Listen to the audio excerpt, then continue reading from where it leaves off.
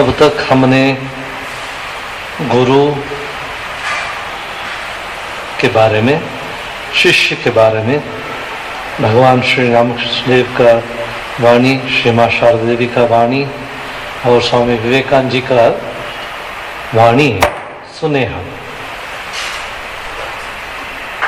अभी ध्यान और आध्यात्मिक जीवन से कुछ अंश मैंने पढ़ूंगा। ध्यान और आध्यात्मिक जीवन के रचयिता है स्वामी यतीश्वरानंद जी महाराज, जो स्वामी ब्रह्मानंद जी के शिष्य थे। स्वामी ब्रह्मानंद जी तो श्री रामकृष्ण देव के मानस पुत्र थे, तो इसलिए तो यहाँ पर बहुत अच्छा रूप से महाराज ने व्याख्या किया है गुरु के बारे में, दीक्षा का प्रभाव, इस सब के बारे में। तो थोड़ा कुछ अंश इससे पढ़ लेंगे।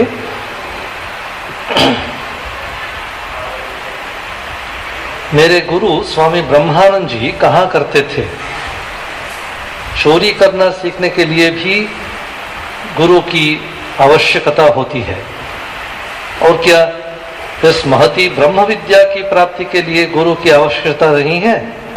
तथा अन्य भगवान नामों के जप के प्रभाव के बारे में पतंजलि कहते हैं कि उससे साधन पथ की विभिन्न बाधाएं दूर होती है तथा प्रत्यक्ष चैतन्य का अधिगम होता है। ये बाधाएं क्या है? व्याधि, संशय, मानसिक चांचल्य आदि ये बाधाएं हैं। मंत्र का जप व्यक्तित्व में एक नई समरसता और सामंजस्य पैदा करता है, जिससे स्नायु शीतल होते हैं और मन की शक्तियां केंद्रित होती हैं, और कालांतर में अंतरात्मा का जागरण होता है। आध्यात्मिक जीवन का प्रारंभ कर रहा साधक मंत्र की शक्ति को समझ न सके, लेकिन निष्ठापूर्वक जप करने पर वह क्रमशः उसकी शक्ति का अनुभव कर सकेगा। स्वामी ब्रह्मानंद जी कहते थे, जप जप जप, कर्म करते समय भी जप करो। अपने समस्त क्रियाकलापों के बीच मंत्र जप का चक्र चलते रहने दो। यदि ऐसा कर सको तो हृदय की समस्त ज्वाला शांत हो जाएगी। बहुत से पापी भगवान नाम की शरण लेकर शुद्ध, मुक्त और सिद्ध हो गए हैं। भगवान और उनके नाम में अटूट विश्वास रखो। जानो कि वे दोनों भिन्न नहीं हैं। अतीत काल से संतों ने प्रदर्शित किया है तथा वर्तमान काल में भी यह बात बार बार सिद्ध हुई है कि भगवान की शक्ति भगवान के नाम के माध्यम से अवश्य व्यक्त होती है। गुरु प्रदत्त मंत्र को बहुमूल्य समझकर हृदय में संभाल कर रखने तथा निरंतर उस पर ध्यान करने से साधक में इस शक्ति का अधिकाधिक विकास होता है। श्री रामकृष्ण इसकी तुलना मोती बनने की प्रक्रिया से किया करते थे। प्रचलित मान्यता के अनुसार घोघा स्वाति नक्षत्र के उदय होने तक प्रतीक्षा करता है।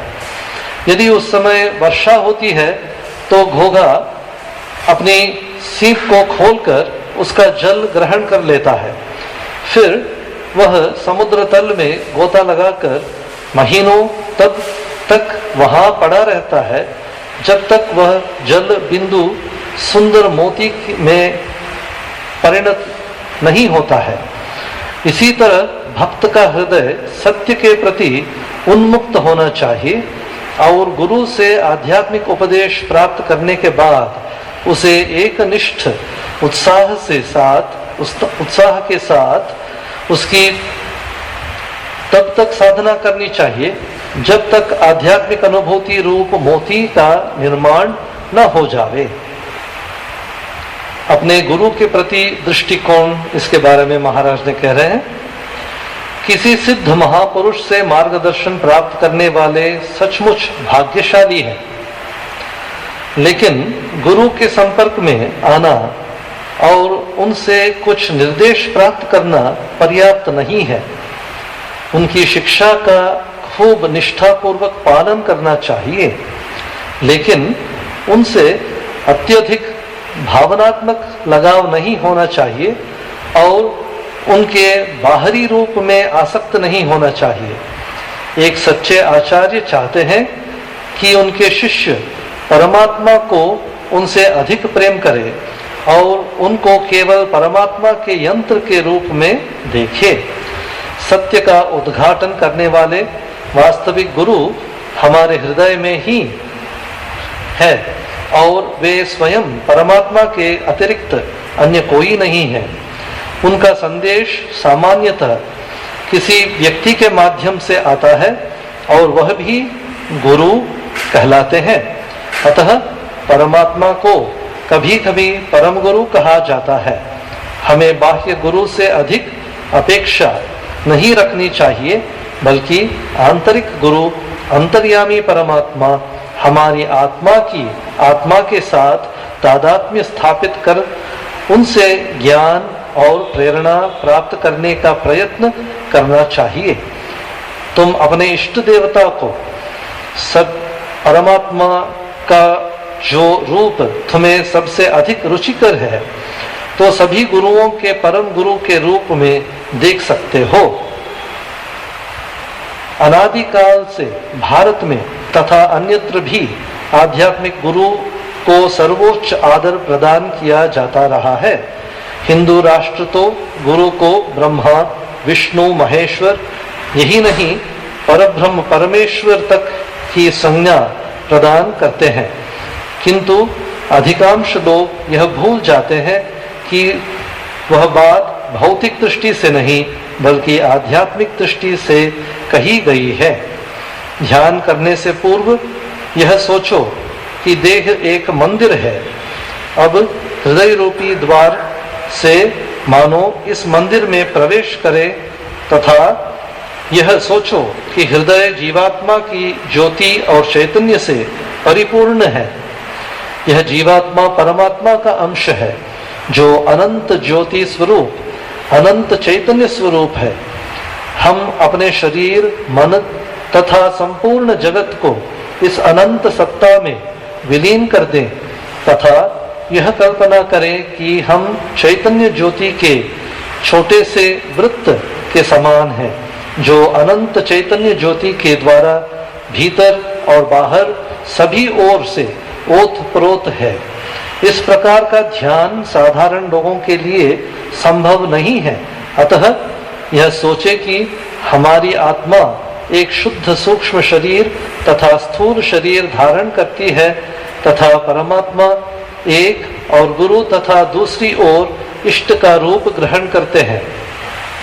गुरु को प्रणाम कर उनके रूप को इष्ट देवता में विलीन कर दे। अब इष्ट मंत्र का जप करते हुए इष्ट देवता का ध्यान करें।